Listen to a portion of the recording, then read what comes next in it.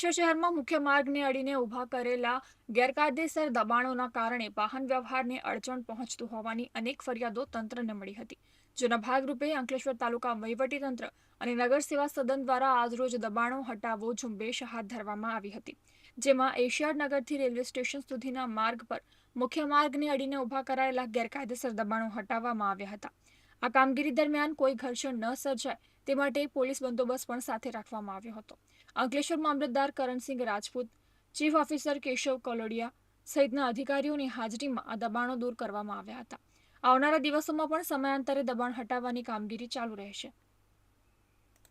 થી લઈ 3 રસ્તાથી railway station અને રેલવે 3 રસ્તાથી ઓએનજીસી સુધી દબાણ હટાવવાની કામગીરી કરવામાં આવનાર છે અને એસવીએમ સ્કૂલની અંદર પણ જે નગરપાલિકાની જગ્યા ઉપર દબાણ હતું એ દબાણ પણ અત્યારે હટાવવામાં આવી રહ્યું છે અને આ ઝુંબેશ સમયાંતરે શરૂ રહેશે।